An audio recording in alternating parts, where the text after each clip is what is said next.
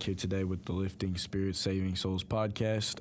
My co-host is out today with some personal stuff, so it'll just be me today. We're here with our guest. What do you want, like a certain moniker before your name? Just however you want to set Antonio me up, McLemore, set me up for the alley. The one and only. Come on. He needs no introduction, but if you don't know him, here's the introduction. He is, can I say your occupation? Go ahead. Yeah, so he is currently the center supervisor for Eastside Community Center and People's Community Center. Yes, sir. He is, many of you watching may know him as your pastor or your mentor or a teacher. Community leader, boss, thought leader. Baby's daddy, that's what my wife calls. Father, I have children. Shout out. Many. No, I'm just playing. I got two. Hopefully, all the two I know about. Allegedly. I'm just joking. Yeah. So thank you for doing this today, Antonio. No, man, it's an honor. It's an honor. I'm proud of you. I want to say I'm proud of you. I've known you for a long, long time, young man. Yes, sir. Almost 10 years. Almost 10 years, yeah. And it's cool to watch your journey. It's good to watch you growing and finding your voice. I wish Derek was here, but I know he's with us in spirit. I know. I wanted him to be here for your interview specifically, but it's all good. Hopefully we'll get to interview you again. Yeah. The first of many. Hopefully. I want to be like that. God willing. Yeah, God willing. When these conversations that you're having blow up, I would like for folks to be like, yo, hey, you need to bring that one dude, back. Yeah. He needs to be your regular. So I want to be like that dude. I have a feeling that, so we've got 2 episodes in the bank right now. This is our 3rd that we're recording. I have a feeling that all 3 are going to be repeats between Miss Shia, Derek, you.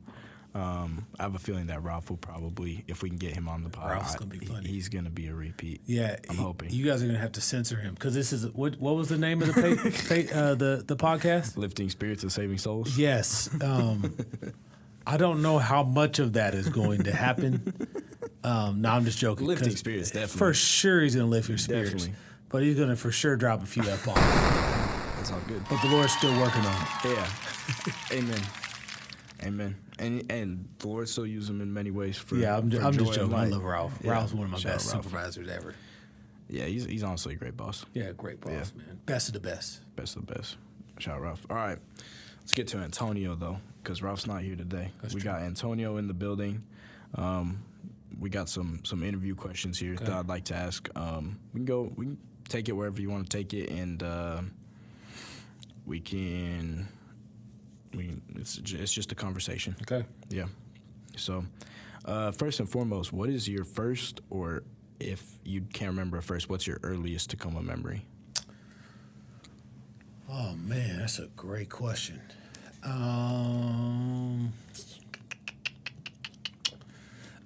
Okay, so I'll give you a quick.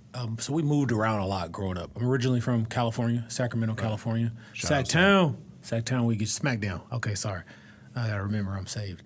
But no, Sacktown is where originally from. My mom raised single boy. She was a single parent. She raised 4 boys. I am the second of the litter. So just my mom searching after stability. Mm-hmm. She moved myself and my brother. She drove to the Pacific Northwest. Really crazy, too, that I know this. This is like my earliest memory. Okay. Is Eddie Murphy was performing in town. Whoa. And you could not find. This is the earliest of the. Yes. There were no memories before this. Yes. This is ancient times, people. Yeah, facts. And this is legendary, too. This is Eddie in his prime. This is Coming to America. Wow. Eddie. And there was not a, the Airbnb wasn't out there. Folks. He's old. Yeah, no, he's facts. But my mom couldn't find a place to stay. Okay. And so he was performing at the Tacoma Dome. Or something like that? I don't remember specifically the location. Let's say Tacoma Dome, or it could be somewhere in between. But my mom was just saying her goal was to be in Tacoma, but she ended up having to stay, like 15, 16 miles, 20 miles away from outside of Tacoma south. And so Lakewood. Yeah, Lakewood. Yeah, facts. And then we moved to we ended up finding a place in Tacoma. We lived on the green at the time. I think that's what it was called. It's called Fairways now, but we lived in that region or area for a little bit, an apartment, and then we moved after a year. And this was an ongoing thing for us because I probably moved from 4 to 11. Maybe every twice a year. Sometimes it felt like. Sometimes 3 times a year. We just were moving all the time. We moved from Tacoma to Kent to Seattle. Wow. Back to Kent, back to Seattle, and then we moved back to Tacoma. And how old were you when you moved to Tacoma the first time, or this area? I moved to Tacoma when I was. I think I was about 11 years old, 11 or 12. Okay, so you moved from 4 to 11 just in Sacramento. From 0 to 4 in Sacramento. Okay. Yeah, and 0 then to 4. And then when I was 4, we moved to Tacoma for a little, less than a year. And then we moved from Tacoma to Seattle to Kent. Okay. And we moved, we were living in apartments. For those of you who don't know Antonio constantly talks about how he was raised in Sacramento. I didn't know that it was only the first. I've known him almost 10 years, and this is the first that I'm hearing that he moved to the Pacific Northwest when he was 4 years old. So. Well, it's because my dad lived in California, and all my family lives in. So all my aunties on my mom's side. And all my family. You were still in California a lot. My dad. So I was a summertime Cali baby. And if you've ever been to California and you've gotten an opportunity to experience a culture, there's nothing like it. There's nothing like it in the world. And such a rich history and So anyway, so I also too, it wasn't cool growing up. If to be from Washington, right? So you would claim California. Yeah, I'm like, yo, so I'm from fair weather fan. I'm from California, man. And so and it was also something that I could keep from my brothers because they weren't going back to California. Yeah, well, because we all had different dads. Right, but they weren't in California. They weren't in California. Okay. So they were in Washington and lived with my mom. And so when you grow up with other siblings, you're always looking for a way to get up on them. You're like, yo, I'm from Cali, man. Y'all bums from out here. Yeah. Or my oldest brother was actually from California, so he lived there for 10 years. Okay. Before we moved out here. Shout out. But when I was back home, I'm like, yeah, man, y'all bums from out here, man. Y'all from Washington, or Seattle, Tacoma, wherever y'all was born at. but I'll never forget though. So we moved back to Tacoma. So my mom, we had bought a house, and in the Tacoma region, and I never forget going to school. And I didn't, because in Tacoma Public School District middle school they had a dress code. You had to wear uniforms. Really? Even for public school? Yeah. So I remember. Yeah. So I remember going. Maybe things have changed, but you had to wear the uniform. And I remember walking into campus. I had to put this fresh fit on, and it was the winter, the second semester of my 6th grade year. Okay, when you moved back to... Okay, yeah, I moved to Tacoma, back to Tacoma. And I just remember looking around the room, and I'm like, yo, this is like prep, it was Preppyville. It was Meeker Middle School, by the way. And I was like, yo, shout out Meeker. But I'm like, yo, I felt like a fish out of water. I was literally the black sheep. Like you were dripped out. And Yeah, I was dripped out, wearing like khaki and polo. Yeah, like, because when you grow up and we didn't have a lot of resources, and so most of my clothes was hand me downs. Yeah. And so my older brother is 5 years older than me, Right. so I could put together an outfit, you know, because like at a certain point he's growing out of his outfits. Right. As long as you don't at some point he's getting something nice. Yeah, right. So at some point he's gonna hand me something nice. So I had developed a nice little catalog, and also my dad, when I would come back home, my mom's agreement with him was that he would, buy me the shoes and the outfits. Okay. And so I always had gear, always. And so going to Tacoma, I'm like, yo, I'm first ready fresh to go. fit, Yeah. and you kind of set it up, you setting the tone. Yeah. And man, I looked at them like seeing all the uniforms, and all of the uniforms that we were wearing, it was like stuff that was expensive. So in order to find real nice khakis, all that stuff was really expensive. Yeah. And so my first sixth grade year, boy, it was a struggle bus. Yeah. I didn't have no fits. I wasn't getting no play. Yeah. That's crazy. Even the great Antonio at one point worried about fitting in. Yeah, man, it's real. That's real. That's crazy. So that's my first Tacoma. Yeah. First Tacoma memory. Where you're just it was like a dream where you show up and you're wearing your pajamas. It's like to school. It's like one of those, and also too, I had gotten used to majority of my life. I'm for sure an extrovert, and I've always had friends, and I've always been liked by most. Yeah. Not all, but I've always been liked by most. Yeah. This is the first time in my life that I wasn't liked. Got you. And people were actually like treating you like a weirdo for yeah, the way you showed up. it was like, but also this was the northeast of Tacoma in the 90s. Yeah, where is Meeker? It's in northeast Tacoma. So like closer to downtown, almost like by Heritage. Like Federal Way. So we lived like off of 348. So we are okay. Federal Way, but we close to like- school is Meeker. Close to like Milton. Or like Browns Point. Yeah, Browns Point. Yeah. So Okay. so if you've been in northeast Tacoma, there's like you have these like divided lines. If you live on the west side of 49th Avenue, Okay. you got money. Right. Like it's almost like Division Street in Tacoma. If you live on the north side of Division Street, You got some type of money. your house is like 1.5.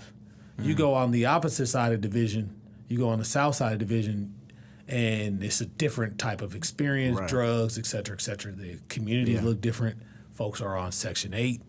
Shout out Section 8. Shout out Section 8. Shout out Shaoshan. Shout out Shaoshan. To all my homies. And so for me, we moved in where I would say all the people of color lived in my neighborhood. Okay. And so, but there was it was like 30 of us. And so we were all cool. And it may have been a little more, but it felt like only 30 folks of color in the school. Okay. And I wasn't like, I had a very black experience. I went to an all black school in Seattle.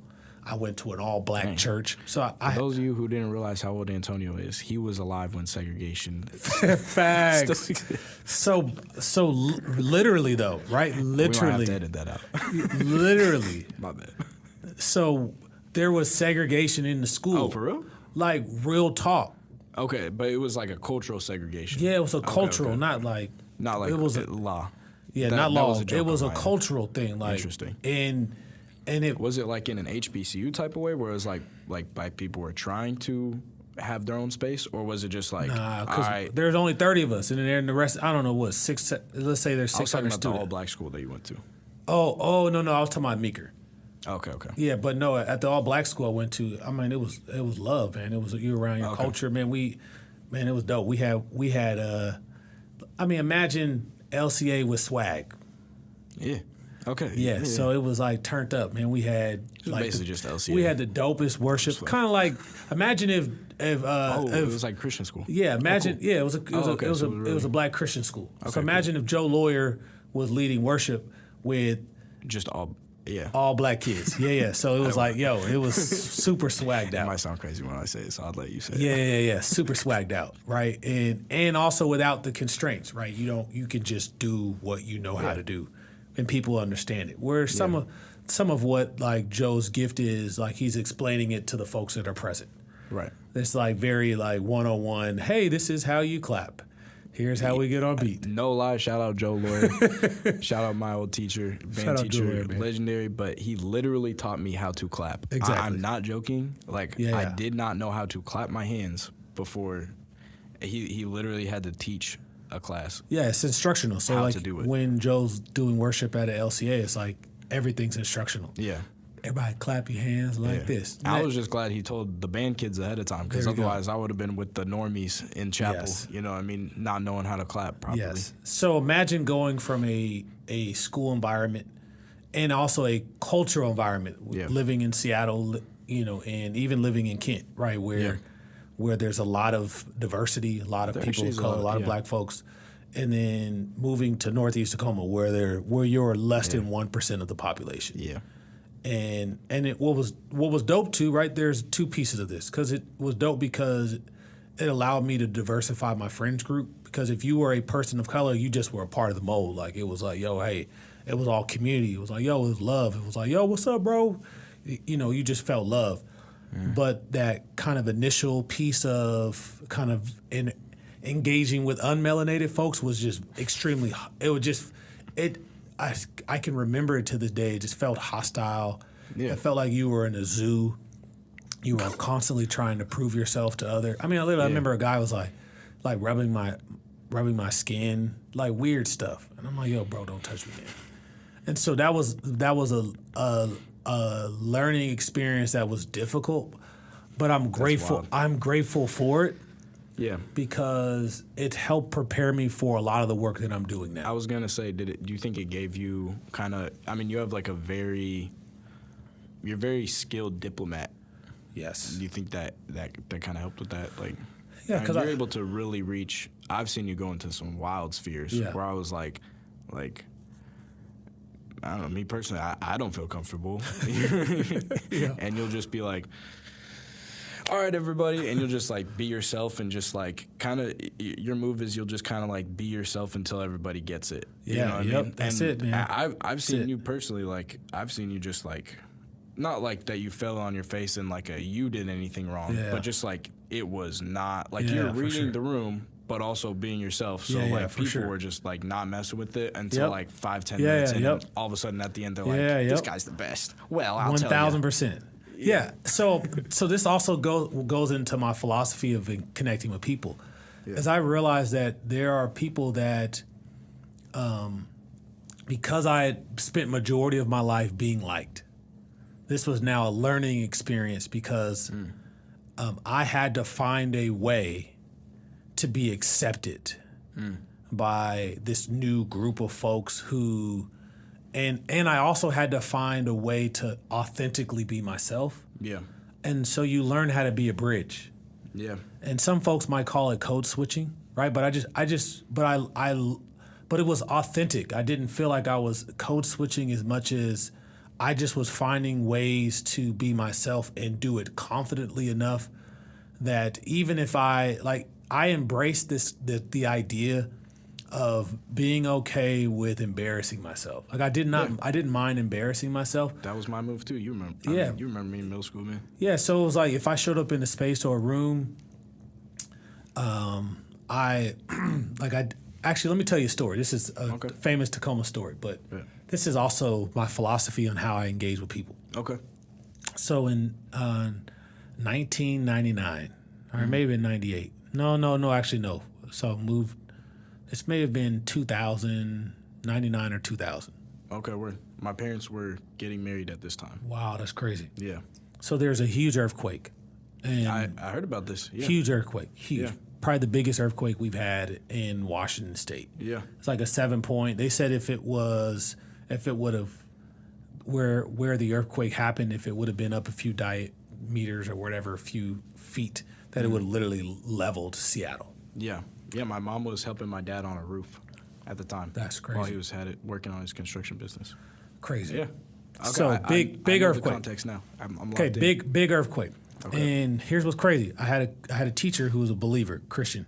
His Okay. name was Mr. Stevens. Love Mr. Stevens. I out sucked Mr. at science, but was great in his class. Shout out, Dr. Wyman. Yes, yes. Or Dr. Frick. I forgot his name. Shout out Dr. Umar. I don't know why I said Shout that. out Dr. Umar. Shout out Dr. Umar. Please sponsor the podcast. Hey, you know no, what I mean? but so man, I had a teacher, named Mr. Stevens, and Mr. Stevens, I sucked at science, but man, he cared about us, and so I cared about science. Okay. Now I'm just in my head thinking about who I was supposed to be shouting out, but there was a guy at LCA. Same. He'll thing. come to you. He was a theologian and a science teacher. Same thing, But anyway, I had him third period. Okay.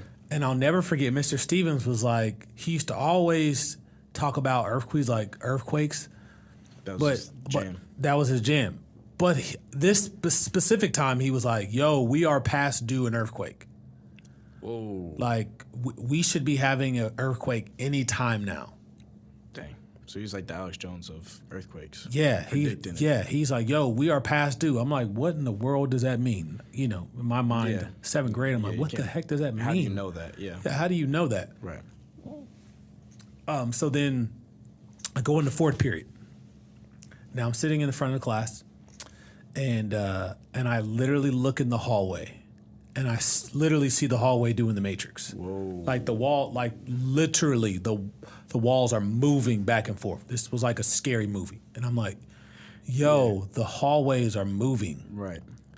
and doing the Matrix. I'm like, and so I hear someone say, earthquake, right? You have practice, getting under your seat. Yeah. And I get under my desk, and there's a girl sitting to the right of me. And popular girl, very pretty, and kind for the most part. But remember, there's still these weird cultural lines where you haven't really truly been embraced, even when folks are nice. Like they're not really your friends. They don't really. People can be cordial, but not. Yeah. Yeah. People can be nice acquaintances. Yes. Yeah. And so she's crying. Wow. She's bawling her eyes out. She's like, we're gonna die. We're gonna die. Right? She just. Yeah, she's. But losing it. this is it's real for her though. Right. Yeah. She just saw the hallway do the Matrix. And I just remember saying to myself, like I felt this like sense of calling to help people since I was little, and I just felt burdened by her pain, and I just remember saying, like I can do something to help that. So I grabbed the front of my chair, my desk, those desk seats, and I started like swinging it back and forth, and I'm like, ah! Ah! Ah! And I start I'm screaming, and I'm like, ah! Just trying to get her attention Yeah, off. and she looks at me and she's like, she's like drying her tears. Yeah. She started cracking up laughing. Yeah. I'm like shaking my, the earthquake is doing its thing, but I'm like You're freaking over exaggerating. Yeah. And she starts cracking up laughing.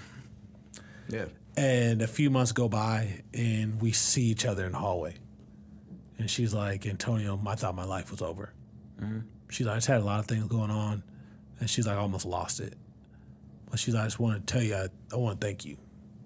Because she's like, you helped me in that situation. Like, thank you for your intentionality. Thank you for being a bridge. Yeah. And I think that's a skill. It's a skill to Definitely. I think it's impossible to be a bridge in rooms unless you're willing to go beyond your own humanity. Okay. Because for me, the skill, like I could have had permission to be mad at the majority of the white folks. In general or on the earthquake day? No, I'm just at that school. Okay. Because I was not always treated or handled the best. Sure. So I could have had permission to just been the angry person. I could have just been the angry black guy. But what I realized, though, is that like the more that I could step outside of myself and I could choose to understand people and to validate their human experience and their humanity, I realized that they had needs just like I did. Yeah. And most of them were functioning from a bias or their parents or something that they had seen on TV that they thought was the reality, right? Yeah. And then you spend time with them and they're like, oh, I thought all black people smoke weed, or I thought all black people were stealers. Like literally we had these conversations. Wow. You don't steal? No. You don't smoke weed? Bro, I'm like 12. What? I don't know. Right? Like you have these real conversations. That's wild. And then you force people to get a different perspective of maybe what they've imagined. Yeah. So I say all that to say that I learned this skill so I can walk in to a room and I know the thing that connects everyone is their human experience. And we all understand pain. Yeah. We all understand laughter. Most of us understand good food. Sometimes I think unmelanated folks struggle with seasoning. They still understand when they're having good food, though. Yeah. Come on now. They might not be able to reproduce it. Yes, that's what it is. I agree. I agree with you. They understand good food. They just may not be able to reproduce it. They just may not have ever had it before. They may not have ever created it before. Yeah. Or had it. Some people are insulated. Yeah. And most of us know good music. Well, not all, but most of us. And so I found that there are things that connect humans, right? Like most of the time, when we could all identify like, yo, she's a pretty girl. Mm-hmm. Or, hey, that's a nice teacher. They're kind. Mm-hmm. And so I just tried to find things that were common, like things that we could connect to, and I would build off of those things. Okay. And I realized that one of the ways that I would disarm people is through humor. Right. And I wasn't naturally funny, like, yo, I can tell a joke. Yeah. But I knew how to get people to laugh at me. Okay. Yeah. And I didn't mind being the butt of the joke. Yeah. So I kind of wonder if that's why, like, I don't know if you necessarily knew that I was like that when we started, like, I don't know how to explain it. Like, it was like hanging out, but it was like you were kind of hanging out with everybody. Like you were the pastor over all of us type of thing. Yeah, like, yeah. You know what I mean? Like when we started like interacting and conversating and stuff. Because I mean that was very much me. Yeah. Like my thing was more that I was so insulated within just being a homeschooler. So it was definitely like predominantly white to some extent.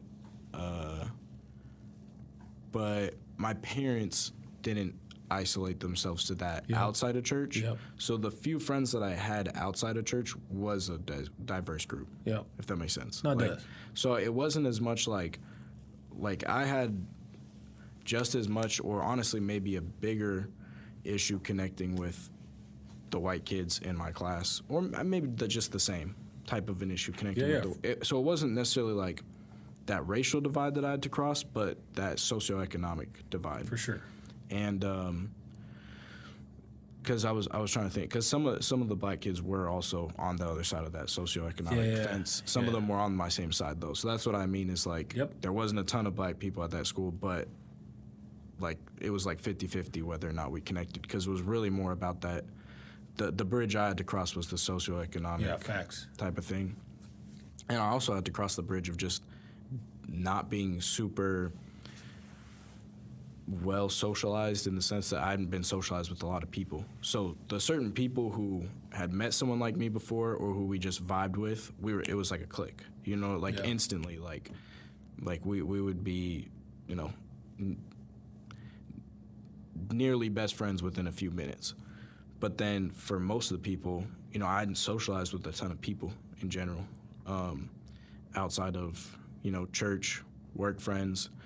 My parents used to work for Sozo and Youth for Christ late night. So, like, I had known how to socialize and just be kind of like the funny guy in all those situations, but I didn't learn how to, like, connect deeply with people who were on the other side of a bridge at all times. It was usually over a lot of time, or, hey, your parents are showing up and working with me every day. Your parents literally drive me home and take better care of me than my own parents, so we're cool. You know what I mean? It wasn't like I vibe with you necessarily. It's just like, I mean, you're, kind of like a little brother to me, Yeah. So, I mean, that was my move, was just I could be the butt of a joke. Yeah, well, So I wonder if you kind of, you know, 1,000%. You find folks that are kindred in spirit, and you experience something very similar to me. Like the root of it is, the fruit might look different, but the root of it is the same. Yeah. I was talking to a buddy about this, which is sort of in line with our conversation. He was asked, we were talking about racism, and when you live in we are specifically talking about racism, but I was trying to broaden the conversation because we're human. There's something innately where we look to separate ourselves from the next person, whether it be through competitive things, whether it be through socioeconomics. If especially when you are in a monolithic environment, right? Like if there's all white people in a building or a school or a community, they will find a way to separate themselves from others. Or all rich. Yeah, or all rich, right? So right? So or just to take it outside the But like what I'm referring to are easy things to identify. Right. So if you have folks that are all in a private school and there's some form of financial contribution to being in that environment. So then what happens is you end up finding there's levels of rich. There's levels of wealth, right? And so then you start seeing the cultural impacts of socioeconomics. And so I remember walking into your school and just seeing that you were like an oddball, and not in a bad way, but just definitely.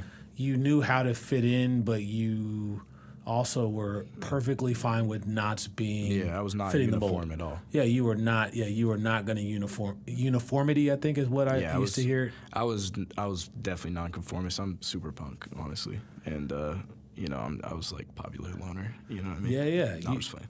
But what I loved about that, and I think also what this formed in me, and I think this is a compliment you gave me not too long ago. Okay. But of not being beholden to a particular group.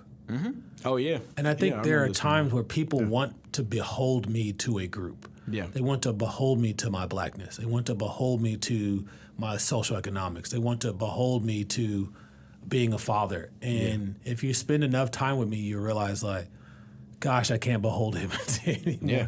Because I am very complex and I'm a free thinker. Yeah. The only thing that at the end of the day, that I want people that can say that I was beholden to was Christ. Yeah. And Christ, Paul said, I became all things to all people.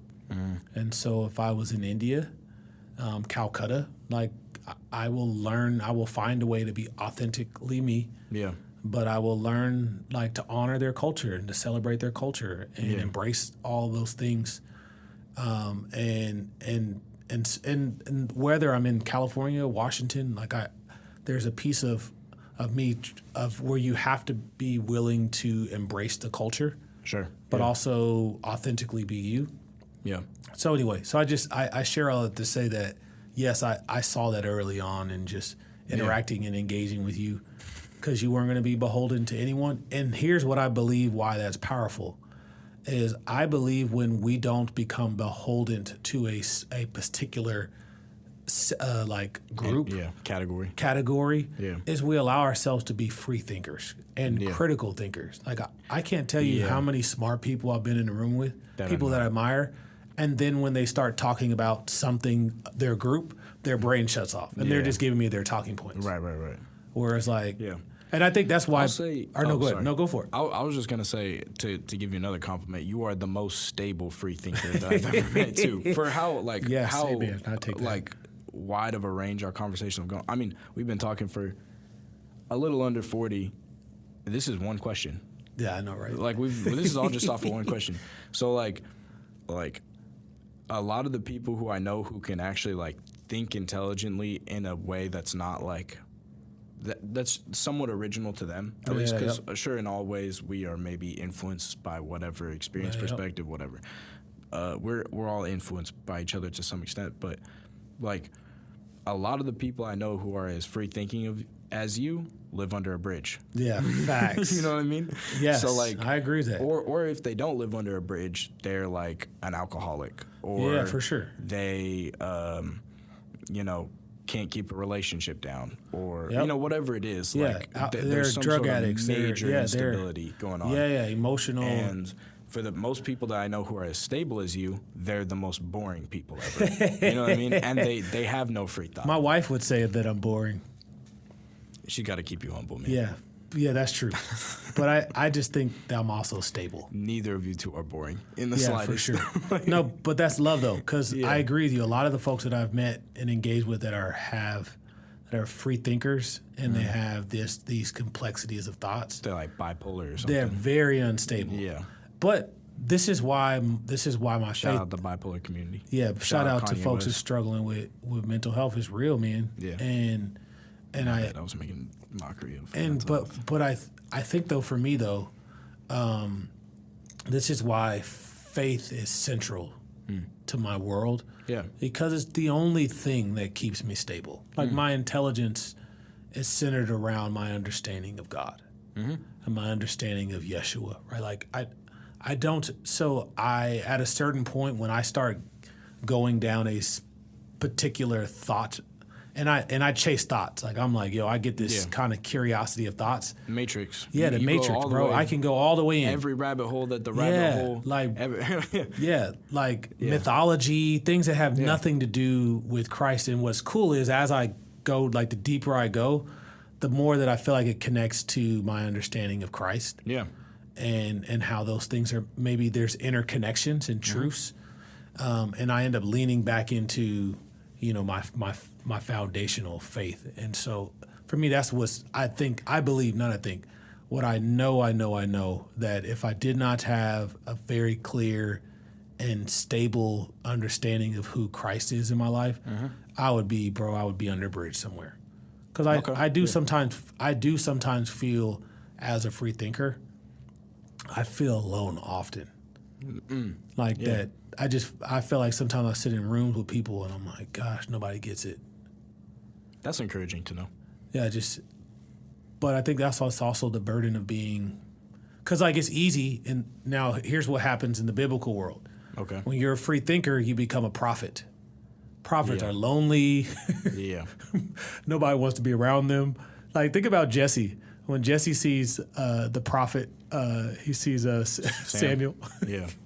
He's like, yo, bro, what you doing, man? What you doing in my neighborhood? Right. Right, like, yo, hey, checks him. yeah, right. He's like, yo, what you doing? Good or bad news? Is this good or bad news, bro? Are you coming with bad news? And I feel like if I'm not careful, I can become that in my friends, where my friends are like, yo, bro, I don't need no bad news right now. I don't need correction right now. Like, can you just be a friend? Yeah. And I think that's like the amount of instability I feel like sometimes in my relationships. I feel like I take on that prophetic kind of role, that loneliness, and I don't handle people well. And it's just like, yo, hey, this is just what I feel, and just deal with it, right? And I'm not always as gracious, I think, with folks. Yeah, it's like you definitely have that skill. I wonder too if maybe people hold you to a higher standard with that, because you do have a great skill of graciousness. Yeah. So sometimes when you're just trying to speak your truth and just let it be Facts. what it is and not cater to everybody, That's true. then people are like, well, hold on. You were the nicest guy. Facts. That's you facts. helped me with this and this and that. That's facts. Yeah. I would say that 1,000%. Yeah, because if you help someone out and like they're, I'm not saying that everyone that you talk to is this, but if you help someone out in like their darkest moment, for example, or the darkest moment that they're currently going through, then like later on, when in their minds they're going through a dark moment and they're trying to come to you to hear what they want to hear, because they're like, oh, last time he made me feel so happy about life and see things with a whole new perspective, and you just hit them with the real of, nah, you need to cut that out. Pick up your cross. And die. Yeah. Like, well, hold on. Then it's like, well, come on now. Wait, what? Yeah. What? Yeah. It's like, because people, if you think about it, even on just the scientific level of like a dopamine hit, like even if someone wasn't taking the truth of what you said and applying it before, they at least appreciated the dopamine boost that you get. Like if we take it down to that level, and then all of a sudden they're looking for that dopamine hit of Yep. like, tell me everything's going to be okay, or whatever it was. You know, Yep. maybe you didn't tell them that before, but, you know, and then they're like, you know, encourage me that I'm doing all right. And it's like, well, you're not doing all right. Like, Yep. you know, you got to take the truth with the Yep. dopamine. And then they're Yeah, like, facts. you Yeah, know. like I tell my kids this, and I'm mindful. Not every time, but there have been incidents where my children are crying about something or they're emotional about something, Yeah. and I will tell them, like, "Hey, I want you to use your words. Like, you always have permission to cry. Like, you always have permission to feel the way, but you never have permission to allow those emotions to keep you from opening your mouth. Because I don't know how to adjust. The people closest to you don't know how to adjust. If you're just crying, I don't know how to adjust to Yeah. tears, because then you leave too much room to interpretation. Right. Well, And that's- then you can make someone more upset because like they might have been able to tell you what was going on and you could give them the right answer, but then they're too emotional to give you anything. So you're just, Yeah, you know, for sure. you're just shooting blind. And For you're sure. like, Yeah, so like Yeah. I watched he's 8 now, but like we've been having these conversations. So imagine a 6, 7-year-old trying to articulate themselves, yeah, right? When it's just easier to just cry or scream or kick and punch. But I'm like, no, we're gonna validate your emotion, but we're also going to teach you how to express yourself with words, yeah, because life is gonna come and punch you in the nose. And the only way that you stop those folks, well, some people will just fight back, but Sure. that doesn't necessarily change the future outcomes or the future. It doesn't change the behaviors. yeah. And so It anyway, doesn't solve the problem that you it have. doesn't solve the problem. So Yeah. you have to learn to articulate yourself. Yeah, And it's been interesting watching my boys learn that. yeah, But if you've been around my kids, they are very emotionally connected. Like Yeah. their emotional language is second to none. Like I feel like I'm talking to many versions of me. yeah. No, definitely. Yeah, especially for like young boys too. Yeah. Like I feel facts. like young boys maybe like are somewhat emotionally in tune, but like, once you hit like, I feel like 8 or 9, it all kind of goes out the window. Yep. Like when you're a little guy, you Yep. know, like you're super in tune especially because if you're with your mom, you know what I mean? But as soon as you start kind of like branching out away from your mom and like just trying to, at least subconsciously trying to find yourself and find the divide between you guys, it's like you kind of naturally, and then also just as you get into like puberty and stuff like that, like you just kind of throw emotions out. You will be an emotional train wreck, but you Yeah. won't be in tune with it at all. Yeah, So for you won't sure. even know why you're Yeah, a yeah. mess, you know? Yeah. And like some dudes kind of get reconnected and back into it when they're like, let's say best case scenario, a dude doesn't, you know, put off all his emotions through whatever vice and finally get into therapy at 65 years old. You know, let's say he gets back into all that, you know, in his teen years, you know, Yep. and by 18 things are stable. Wherever it is, he'll just stop. You know what I mean? As long as it's just good. Yep. Like that's been the hardest thing for me is like emotionally maturing past when I was just each year of my life. Yep. Like every year is like, because for me, emotions help your job much more rarely than just, you know, logic or Facts. anything else like that. So I Facts. think it's very easy, probably for women too, but like I'm only speaking from a male perspective of it's very easy to just get locked into logical problem solving and not even worry about emotional problem solving, you know what I mean? Yeah. Until it's time for it. And then you're just getting smacked in the face with sure. whatever's happening to you in Yeah, life. because we teach. So then, when the emotions come, we haven't taught the skills on how to appropriate those emotions. How do we Yeah. appropriately respond to these emotions? Yeah. So and then what happens is because young people, and we celebrate this idea of a disassociation from our emotions, and with young people, we celebrate it in our culture. Yeah. Like just be tough, don't cry, And so and again, I'm not saying Have a drink, smoke a cig, move on, keep it pushing. Yes. Yeah. So watch this. I'll give you a real life example. Okay. My best friend, like my brother, was an alcoholic at the age of 12. Came by my house, brought a big 40, and 12 years old. Kind of a beast. Knocked at my window, like, yo, come outside, bro. Like, come drink with us. Like, I don't drink, right? Right. Even as an adult, You're not a legal. fan. I'm not. I just don't like the taste of it. Never. Yeah. And I'm like, yo, bro, what you got going on, bro? Like, I just remember thinking to myself, like, yo, whatever, this must, like, you got problems. That's wild that you connected those dots. Yeah, just because that's something that I didn't get. Of like I'll look back on friends from middle school and high school and be like, oh wow, they were really going through it. Like, or even in the moment, I would be like, oh, they're going through it, but it wouldn't be connected. I would just separately have enough conversation with them that I knew they were going through it. I wasn't seeing the signs like that, you know? And I think that goes back to just some of my training around connecting with people. Because at that time, a 12-year-old drinking, like being drunk. It'd be one thing if he just had a little beer or something. My guy was on his... He was hammered. He was hammered, falling out, like... And I just remember, like, yo, what's going on in your world? I just remember what's going on in your life? Yeah. That you think this is cool. Yeah. And because that was the first time I'd ever met somebody who was an alcoholic. If he was smoking weed, I have family members who've been smoking weed since they were 10. It'd be more normalized. That would have been, but that, like, yo, you're just drunk?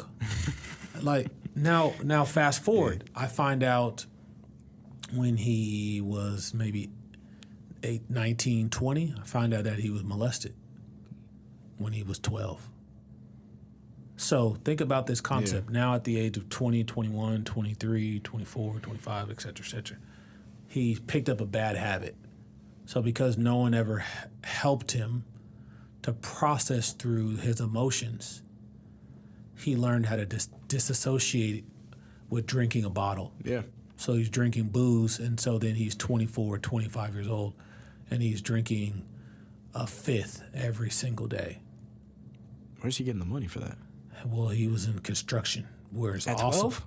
No. Oh no. Well, his parents had money. Oh, okay. So his parents had money. Okay. And so he came from an alcoholic background. Okay. So that's just maybe enabled, you know. Yeah. They're like, here's how we deal with problems, and then whether they're even realizing that that's a coping mechanism, they're seeing it as normal. Yeah. Versus now. Like, did they catch him and was his parents' house the house that like everybody drank at because it was chill? Well, like I couldn't just go and crack open a beer and it'd be cool. So it wasn't like that, but there were not a lot of guardrails. It was one of those things where they weren't paying attention. Yeah, it's like they know you're drinking upstairs. They know you're smoking upstairs, but they're not gonna come upstairs and check. But if you were to walk through the kitchen with it, they'd be like, yeah, they'd be like, "What are you doing? On? Cut it out. Go home." Yeah, you know. And again, I wasn't doing those things, but my friend was doing those things in her house, and it was kind of perceived as it was normalized. But if they would have taken the time to get him the proper help, to teach him how to talk through and work through some of those emotions, then I think he would be alive today. Word. So, yeah. That was just one question. That was one question, guys. How many more questions you want to do? Hey, go for it. You want to take it deep? You want to take it light? How much time do you have? I got about 12 minutes. Okay. We did a lot with Tacoma. What are your favorite Tacoma businesses? We were doing shout-outs earlier. I don't even know if that was on the recording, but obviously True Links. Yeah, True Link. Gotta give a shout-out. Shout-out Movement to Millions. Shout-out, et cetera. I think shout-out, yep. Shout-out, et cetera. Yeah. Sponsor us, people. Yeah, please. We'll have you on the cast, you know. Get us some merch, get us some money, you know what I mean? We got our own business right here. Facts. You know. Shout out to Push for Dreams, Dr. John Gaines. Big shout out to the work you're doing with young people. Yeah. Shout out to Big Homies, you know, OG Lawrence Stone, man. It's really great when you have. There are some folks in the community that call me and encourage me. Sometimes when I think that all of us want to be seen and heard, but it's cool when people are watching. Like, you don't realize to the degree that they're watching. Mm-hmm. And when folks catch you doing something great that you haven't told anyone, Yeah. it's really cool when those folks call you. Yeah. You know, so there's a few folks, you know, that some older OGs that call, you know, Lawrence, Corbett, Mosley, and Corbett? Corbett, good folks. And my Shout guy. out all the Corbett's. I know Corbett. Shout out TCC, Rashid Wortham. Yeah, man. He called me. He'll just randomly call me. What's his name? Rashid Wortham. Okay. And man, he's one of them brothers that just will call me randomly. Okay. You know when you get those weird phone calls from like your elder or just folks, you know, mentors, and they call you and it's almost so random. Like, what somebody tell you? Did you hear something? Like, how do you know that? Yeah. Well, or just like, why are you calling me? Like, I just was thinking about you. No, you wasn't thinking about me. Somebody was talking about me. I don't know. Like, I don't know. Or maybe that's just me. Sometimes I get random phone calls. Just because it's so random, like they call you so rarely, maybe that you're like, okay, like kind of like a Samuel and Jesse situation. Is this good or bad? Yes. Okay. Yeah. But it's all. But I've learned though through trial and error, right, tried and true, that it's all love. Like, no, I would literally just think about you. Even if it was calling about something bad, that would still be love. 1,000%. You know what I mean? 1,000%. Like, because that's them trying to let you know. Yeah. So big shout out to them. I also, I'm my brother Dwayne. He's not my biological brother, but my brother from another mother. His DQ. No, Dwayne Anderson. You know, the barber. Oh yeah. Shout out Skylines. Shout out Skylines. That's where. That's a good dude. Where I get my beard done. He's another one who has very, very intelligent. Agreed. Offspring. Yeah, 1,000%. That dude is. I was like, he's gotta put a book out on parenting or something because his I forget his name, but is like littler. Yeah, dude. Lil Drew. Yeah, Drew shout is super out Drew. smart. Drew is like, I was like, because we were playing basketball a little bit before my shift started, and me and Amaram were playing with Drew and a couple other kids over here at the ECC, and he's such a little guy but he's so smart that like I couldn't tell if he was like a really short like teenager or like just a very smart like eight, nine. Yeah, he's 8. Yeah, he's 8. Yeah, he's 8-year-old. Okay, yeah. I was like, he might low key be 10 or 11. I'm being disrespectful right now. Yeah, he's super smart. Yeah, but his mom makes the best lemon cake. Did you have the lemon cupcakes at my birthday? I know you came down and got a plate. The pink ones. Yeah, she made both of those. That was strawberry. The pink ones were bomb. Yeah, she makes cakes, and I'm a foodie. Right. And so shout out to anybody who's making good food. And we don't have a lot of good food places in Tacoma. What are you talking about? Okay, you name somebody. You name some food places. Oh my gosh! They're like So here right now. Okay, we'll start with Mamos. Okay, that's basically fast food at that point. We'll start with Mamos. Okay, then we'll go across the street to It's Greek to Me. Then we'll go down the street to Frisco Freeze. Those are just. I don't really like Frisco Freeze. Frisco too greasy. Freeze. Yeah, too greasy. And I don't do hamburger. I don't really do. And to be fair, I like their shakes, their fries, and their fish. Okay. So I like their fish. We go. I mean, Southern Kitchen isn't the best soul food. Not gonna lie, but it's decent food. It's decent food.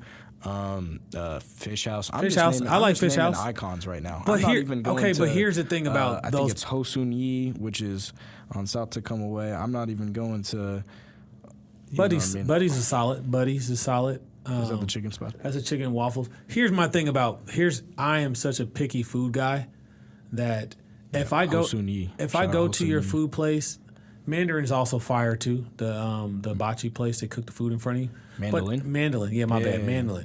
Here's the thing, my thing about food. I am a food connoisseur. Entire Ruston. If I go to your food restaurant and it is really good, and then I come back once or twice and the food is average or trash, you can no longer be on my good food list. Because it could have just been a one-time experience. It's just because it's inconsistent. If it's good, there are certain places that I've been to I've never had a bad experience. Okay. Shout out the Viet Kitchen. Shout out the Wendy's little restaurant complex. Not Wendy's, the fast food. No. Okay. Heck no. Come on now. Come on, give me some credit. wherever Wendy's is on here. Hosun Yi restaurant, which is I believe a Korean restaurant, but they got some Japanese dishes in there that Okay, are I might have to try. And some of the places you named have good food. They just don't season. I can't stand unseasoned food. I'm like, yo, if you don't season Mimos this, is seasoned with love. It's great to me. I like Mediterranean. I've actually had their pizzas, pretty good. But Mimos, I've been there a few times, and sometimes I'm like, this is solid. And then you gave me some cold food. Oh, okay, man, come on now. You know where I've never had a bad food experience ever? They're Texas. open 24 hours. They're Exactly. open 24 hours a day. Yeah, have you ever had their leftover food? They give you a burrito that was. I have. Well, where I'm like, yo, they're this racist. like, ooh, we gotta get this guy. He's gonna come back. No, and but spend a bunch of money with I also us. come through with the. He's gonna tip us well. I come through with a certain present when I go through. I'll tell you off the air, but yeah, we'll talk about that. But it's all legal. But let me tell you where I've never had a business bad food experience at Texas. Then everybody will be bringing my present, and then I won't get then I'll be getting your cold leftovers. Texas de Brazil. Never had a bad experience. Yes. Okay. Never. Yeah. It's always been consistent. Yes. I've only been there once, to be fair. But oh yeah. Never had a bad experience. It was freaking amazing. But also, I cook at home. So like, I feel like if you don't cook at home, you don't have permission to also judge. You can't tell me what good food is. Like, I think there are levels, right? So I was at Dwayne's house last night, and Dwayne is a foodie. I've never heard him. I don't know if I've ever heard him say like, "Yo, this is fire. This is good." His line is like solid. This is solid, which basically to him is I feel like he said that at Tejas too. Yeah, right. Yeah, like his solid is like really good. But I've never heard him. If he says really good, it's like, yo, spectacular. And I didn't realize why he was such a big food critic until last night. Now I've been at his house and he's made food, several times. But him and his wife made a full spread. He made orange chicken, General style chicken. Oh wow. He made yams. They had chicken, fried chicken. They had mac and cheese. Okay. They had this like cabbage stuff, and man, okay, everything was delicious. And I'm like, yo, bro, you are one of the few people that I know that are like a food critic, but you also cook really good food. I've never been to his house and been like, yeah, and so I think there are levels. I think there are people who, it's like the coaching. There are people who have played and are a good coach, and then there are folks like maybe Belichick that never played football. Right there, I think there are levels, and the Belichicks are a rarity, who've just never played the sport and still happen to be good. Yeah, I happen to have respect for people who can also cook and also critique food. Right. Yeah. I'm going to continue with my shout-outs, okay? Yeah, go. Wendy's Pho Vietnamese restaurant. You don't know nothing about that. I don't know that. Little India Express is also really good. They got really good curry, really good coconut curry. They have a mango coconut curry that's bomb. Oh, what about Indochine? The lamb is really good. Indochine Eatery, the one off by Stadium District. Yeah, that's the only. Is there another Indochine? Yeah, there's one downtown. The first one. That's what I was talking about. Wait, what are you talking about? There's one in the Stadium District, right by... Like by Point Defiance? No, it's across the street from Stadium High School. Oh, I don't know that one. You know what Art House is? Art House Cafe? Yeah. Shout out Art House Cafe. Shout out Open Art Studio. Shout out Big John. Big John, come on, man. Like Art Cafe. I like breakfast. We have a good breakfast place in Tacoma. I took you know what's crazy? Full circle. I took a radio class with Big John back in a long time ago. That's back crazy. in probably Look at that, full circle. 10 years ago. Full circle. Shout out Big John. But they have a new one. It's called like Asian Eatery, Indo. Eatery. It's right next to our house. Right next to. It's across the street from, like, diagonal from. There's that like bank over there. Shake. Yeah, yes. by the bank. Yeah. There's Shake, and then there's like a Columbia. It used to be a Columbia Bank. I don't know what it it is is now. now. But like there's Shake, and then there's a auto repair. Yeah. And then it's Indo. Okay. Asian Eatery. Shout out Indo. I've never been there, but Indochine was pretty solid. Yeah. It was a great vibe, great date night experience. But I'd go to Little India Express for slightly. Oh, you've taken some dates there. You've Gone on a date, few days No, I've down only there? been there with my mom actually, but okay. in my head, it's like if I was to spend money on a date, I'd probably take a girl to. Yeah, makes sense. You know what I mean? If not, then you just take your mom. Yeah. No, I mean she took me. I'm not bragging, but she did take me. So, Come on, bro. I hear that, man. That. Shout out to moms. Shout out all Mom the moms dukes. everywhere. Shout out Adela's Authentic all these restaurants I'm naming are all in the same little like plaza. Where at? I'm not gonna lie, there is like it's called Freight House Square. It's right next to Tacoma yeah. Station. Okay, yep. Not gonna lie, I wouldn't call it the most family friendly environment. All the restaurant vendors are cool, but there is like a pervy anime dude who owns like all the TVs that are in there, and he'll like just flash up his like weird like it's like a cartoon Fox. It's a weird situation. Okay. So I wouldn't necessarily take your kids there, but you know maybe take a date there or take your bros because they genuinely the best food like that I've had in like you know, like you go into a mall, it's not all gonna be good at the food court. True. You know what I mean? Like this is like a food court, but every single thing is like, wow, this is like some of the best of whatever this cuisine is out there. And they have every type of cuisine. And then Adela's Mexican restaurant is like this lady that like runs a bar. She's great. And it's like kind of like just the setting and the like context for each spot. And these are all in the same area? Cool. Yeah, it's all in Freight House Square. Oh, wow. And every single one is bomb. I will say that sometimes, because they're small, sometimes they'll be out of a certain thing. Gotcha. But whatever they make you will still be good. That makes sense. And I haven't tried every food there, but in Freight House Square, but it's all been good. Shout out to Lizzie Lou. Okay. Fire food. Okay. Breakfast food. Okay. I haven't been yet. She's in Fife. She shares the. No, that's why I haven't been yet. It's right next to. This is a Tacoma podcast, Antonio. Yeah, I know, but she served all the Tacoma heads being there, all the OGs being there. All right. Yeah. Okay. She's called Tacoma. Lizzie Lou's? Lizzie Lou, she shares the Harley Davidson. Okay. She has like the little diner in there. Okay. Great food. All the Tacoma folks being there. Word. Last question? Yeah, last question. I'm trying to figure out. I mean, we hit a good one just then, but what are your unfulfilled passions? Oh man, that's a great question. Oh man. We don't have a lot of time, so it doesn't have to be deep. We can get into all the questions on the. Well, it's a really good question because I feel, and I've always felt this for a long, long time, that there is something that within me and I think within the city that's going to bring us together. And I'm specifically speaking about the faith community, something that's going to unite people.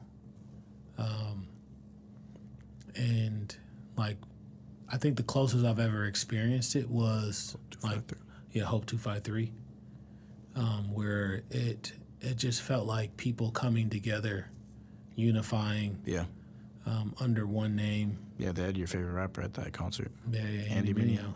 Yeah, I love it. I got to host them. I hosted them. Really? Yeah, and I had to get them to. Did he come? Who did he come with? Like Cannon or something? No, but his whole crew came. No, but you got Cannon and Derek Minor.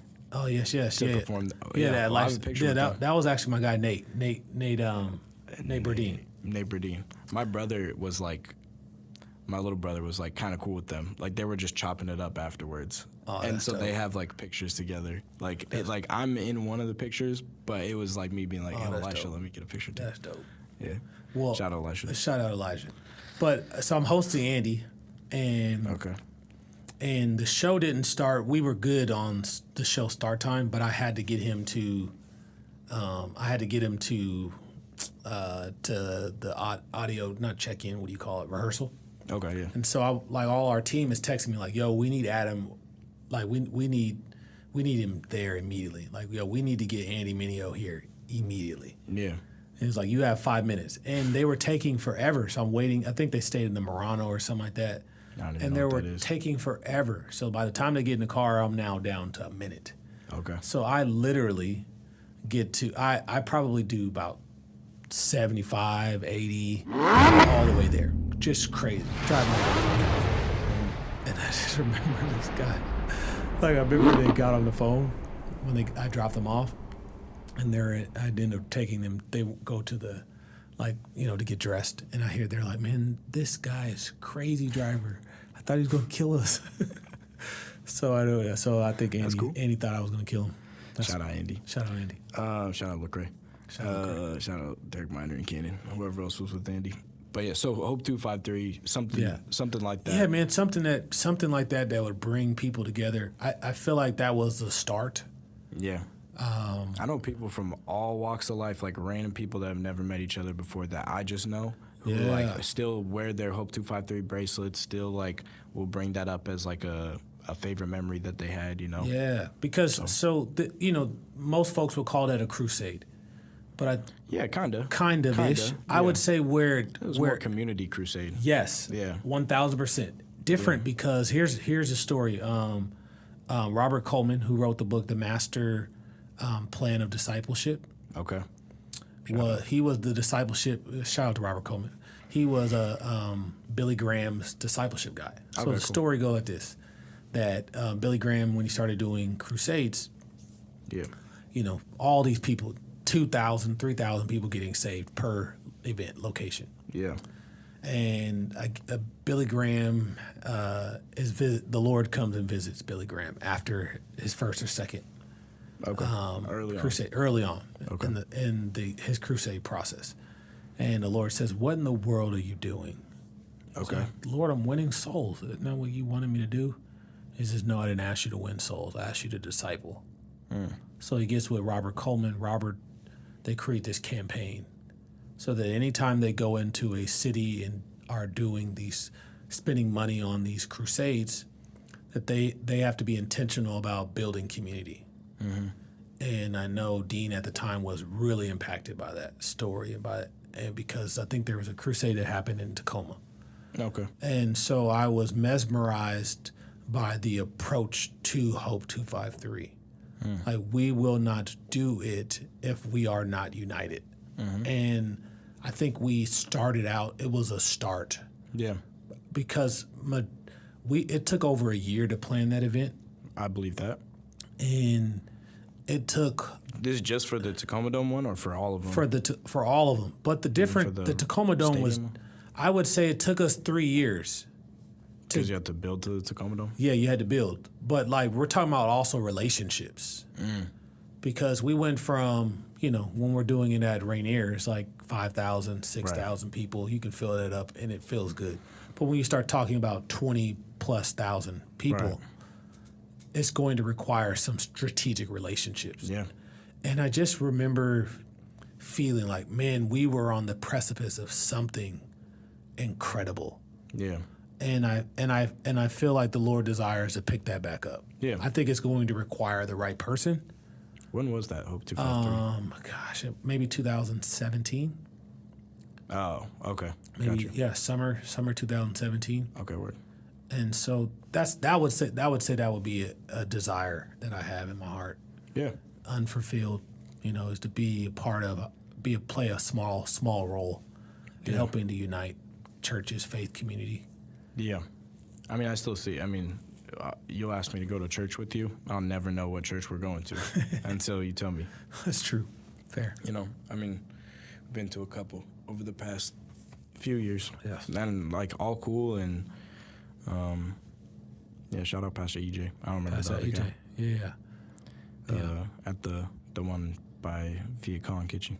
By Hong Kong Market. Oh, yeah, you're talking about Pastor John. Shout out Pastor John. Shout out Pastor John. Pastor John, solid good folks. Too. Yeah, solid human, man. Yeah. Love that guy. I love his heart for the community. Yeah, he's cool. Yeah. Good talk. Good preacher. Yeah. But yeah, shout out Pastor EJ. That dude's a beast. Yeah, he's killing the game. Yeah. All right. Thank you so much for coming by. Thank you. Thank you for your time. Thank you for your energy and your words of wisdom and your stories. And I'm excited to eventually have you on again. Yeah, man. Proud of y'all. Keep doing what y'all doing. Yeah. Any final things you want to say or final shout-outs? Man, just want to say thank you. Thank you for the listener, whoever's listening to this. This is for you guys. I know we a lot of rabbit trail of discussion and conversation, but I hope you were inspired by our life. We're real humans So, so count it to my head, not to my heart. And if you're ever looking for community, you're looking for a space to belong, man, find. Do not stop pursuing the things that are inside of you. I think there are too many dreams that are unfulfilled laying in a cemetery because people were too afraid to throw themselves at being great. And it doesn't happen overnight.